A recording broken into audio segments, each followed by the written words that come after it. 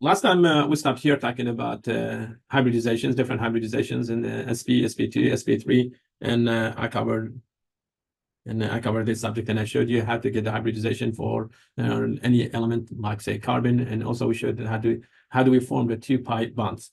Okay, so we're going to continue the discussion talking about the hybridization, and we'll start with this question. Okay, the question is going to be, okay, which bond is stronger, a pi bond or a sigma bond? Okay, what's the difference between pi and sigma bond? Okay, remember that in order to get a sigma bond, we need to have head-to-head interaction. Okay, head-to-head interaction. So the green one with the yellow one, if they're reaching each other, now there is a minimum distance between them because it's a head-to-head interaction. Force will be higher, attraction force from each side will be higher. This is going to be a strong bond. Okay. Now, when it comes to a pi bond, we get it through space. Okay, they reach each other through space. They are not close to each other because there is a distance between them. We say pi bond is always going to be weaker. And remember that you're talking about electrostatic forces, and this is the formula that you need to use in your calculation or to understand it. Force is going to be equal to K multiply Q1, Q2 divided by square of the distance between them. Okay, and Q1 you can say the first electron. Okay, and what's a Q2? You can say the proton on one nucleus. Okay, and R is going to be a distance between technically. Okay, distance between electron, okay, from one element and nucleus, okay, where we have positive charges there.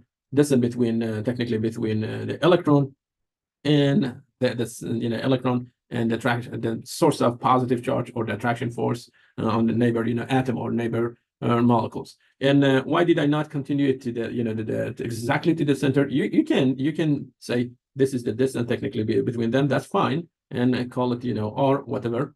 And as R goes up, because R is showing inside the denominator, and Q1, Q2, and K are not changing, only R is changing, and R is inside the denominator. As R goes up, force will go down. What does it mean? It means you will have a weaker bond. A weaker bond. So this is the distance between two p orbitals, and that they are going to form a pi bond for you, versus two p orbital that are attracting head-to-head. And because the distance here is less, force is going to be stronger. So always sigma. Okay, sigma bond, sigma, forgive me, sigma bond, okay, and I'm saying one sigma bond is stronger than one pi bond. Okay, so if we compare sigma to pi bond, sigma is always stronger. Okay, and when you attach two elements to each other, the first bond always going to be a sigma. Okay, so the first bond is going to be sigma. Now, if you build two bonds, the second bond is going to be a pi bond. And if you repeat this one, and you're going to get, again, another pi bond. So this one also is going to be pi bond. And if I continue this one and build four of them, so I will get two pi bonds. And the last one, okay, is going to be delta. Okay, so the fourth one, it will be delta. Second and third one, we call them pi. The first one, always sigma. Okay, as the order goes up, bond will be shorter. Okay, bond will be shorter. So let's call this one 1, 2, 3, 4. Okay, which bond is stronger? Okay, I'm going to say the one that has a quarter is going to be stronger than triple, and that one stronger than double, and the double is going to be stronger than a single bond. That's going to be stronger than single bond. So that means the single bond, it will be the weakest. Okay, this is going to be the weakest bond, and also will be the longest bond. Okay. Okay, so we're going to switch to second question. So sigma bond always stronger than a pi bond. Okay. Now, when it comes to hybridization, we can have sp3 hybridization versus sp hybridization. Which bond is going to be stronger? Okay, the one that has less from p orbital, it has less character, it will be stronger. Okay, the one that has less p character, it will be stronger or technically shorter bond. Okay, what's the reason behind it? Okay, the s orbital is closer to the nucleus. Okay, s orbital is closer to the nucleus, and so we say the more s we have, in sp we have 50% s character, and 50% p character. This one is going to apply higher attraction force on the neighbor, or you can say electronegativity of an sp hybridization. It will be higher than electronegativity of sp2. Why sp2? Okay, because this is going to be 33% s and 67% p character, and the electronegativity will be higher than sp3, which is going to be 25% s and 75% p. Okay, p character. So as p character goes up, we say the bond gets longer, or which is, you can say or equal to, turns to be weaker bond. So as the bond gets longer, it will be weaker. Forgive me, not weaker bond. What did I write for? Yeah. Okay, yeah. Weaker bond. So, okay. So we're going to say sp, it has higher than s character, so it will be a shorter bond because it's a stronger bond. Okay. And p, it has 75% p character, so it will be the longest between sp2 and sp3. Okay. Now let's check in the bond length here. The bond length, I'm talking about this specific bond. Okay. And the bond is getting shorter and shorter. Why? Because for that carbon, the hybridization is sp3. How about this carbon is sp3? Here, sp2, that one also sp2, that one is sp, and here is sp. I already showed you how to get the hybridization for them. Okay. As you increase the s character, the bond gets shorter. So from 1.54 angstrom, we went to 1.2. The bond got shorter. When the bond is shorter, in order to break it, you need to spend more energy to break it. So what's the bond energy here? It says bond energy. This is the energy that you need to spend to break it, right? To break the bond. And sometimes we call it bond dissociation energy. Bond dissociation energy.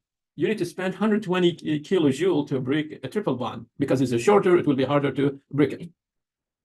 Okay, again, the science behind it is hybridization. Okay, now it says which one of this has the longest CH bond. Okay, and if I give you such a question, just simply try to figure the hybridization of carbon and see like which element the hydrogen is attached to it, and based on hybridization, try to judge, judge them and find the correct answer for it. Okay, so if I want to go after this question, I'm going to say, okay, this carbon, the one I'm highlighting, this carbon is surrounded by 4 sigma bonds. Okay, 4 sigma bonds. So I have 4 sigma bonds. What's going to be the hybridization? I'm going to use 1 from S, and I will add 3 from P to it. I get 4 orbital of S1, P3. So the hybridization is going to be sp3. Okay, hybridization will be sp3. How about here? Okay, this carbon is surrounded by 1, 2, 3 sigma, and the last one it will be pi bond. We don't care about the pi bond, so I'm going to say I have 3 sigma. I need to use 1 from S and 2 from P. That's going to give me 3 orbitals of S1 and P2. So the hybridization is sp2. And last one, we go sigma here. We have a sigma there, and this is another sigma. And then we have 2 pi bonds. Okay, we don't care again about the pi bonds. So I have 2 sigma bonds. I'm going to say I need 1 from S and 1 from P. That's going to give me 2 orbitals of S1, P1. Okay, so the hybridization for those carbons, I got sp3 here. There I got sp2, and this carbon sp. Okay, remember we said as we increase the s character, the bond gets shorter. Okay, the bond gets shorter. It means it's getting stronger. Okay, so what's the strongest bond here? The strongest bond is the one that has the sp hybridization, and then CH with sp2. The last one will be CH with sp3 hybridization. So the weakest one, it will be sp3 hybridization. Okay, so let me just erase this one. Okay, I'm going to move it. Put this one here. Okay. Strongest bond, it will be the it will be the part, C. Okay, C is going to be the correct answer. and it will be the strongest bond or the shortest bond, technically. The shortest bond, it will be C. Okay. So as S character goes up, bonds get stronger and it will be shorter. SP, SP2, and that one is SP3. Okay, cool. So now let's move to valence shell electron pair repulsion theory. And what's this theory? This theory says that whenever you want to build geometry of a molecule, try to put them in a way that you have the maximum bond angle and increase the bond angle. Why? Okay, because you'll have less repulsion. Imagine that I want to connect this to you. Okay, I can put it in this position, it will be 90 degree. Okay, or I can increase it and the bond angle, it will be something around maybe 120. That's good. Okay, because 90, I have more repulsion, 120, it will have less repulsion. And when I increase it to 180 repulsion, it will be minimum. Okay, so try to put the two bond pairs. This is one pair, and that's a second pair. Put them way far from each other until you get the maximum bond angle, and your system will be stable. Okay, and how do I get the geometry? Okay, how do I get, for example, the hybridization, and what's the role of the lone pair? Okay, let's practice this one.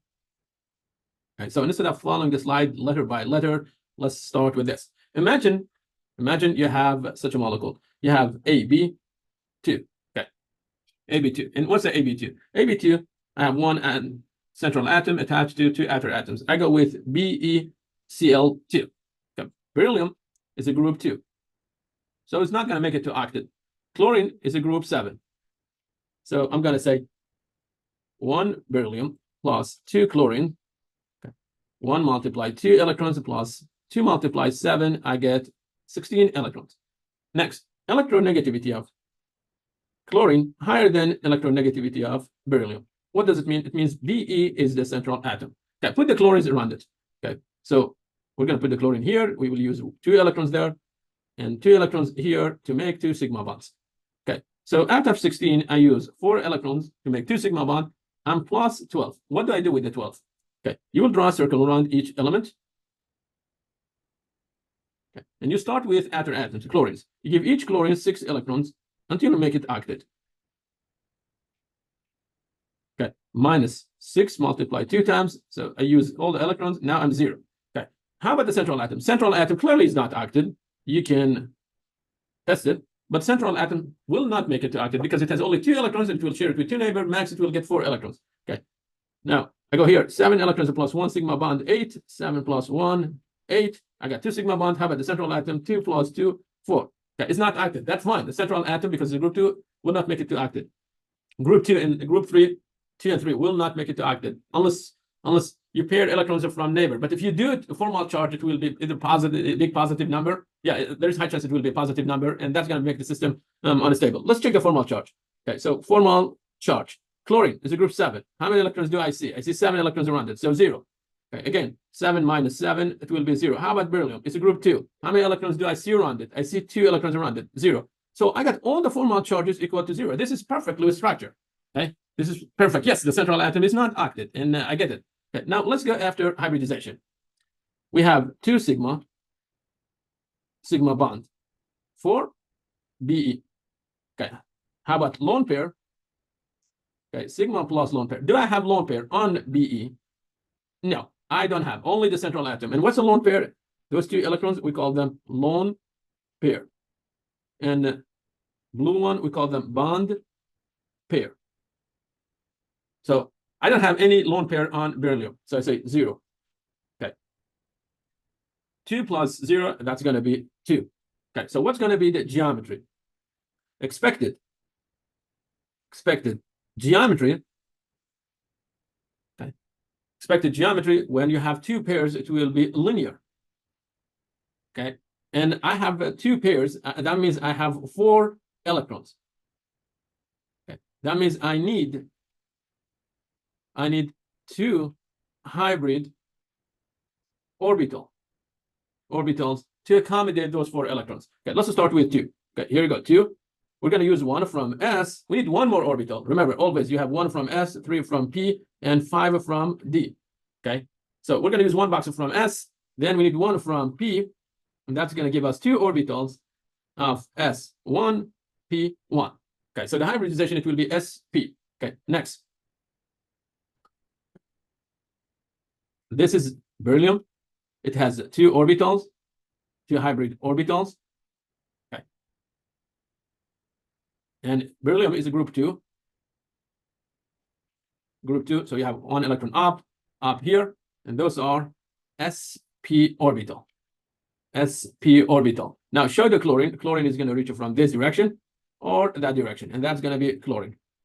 Chlorine will come with one electron that is pointing down. Now this interaction is going to be a sigma bond. I got sigma bond. Okay, and what's a bond angle? The bond angle,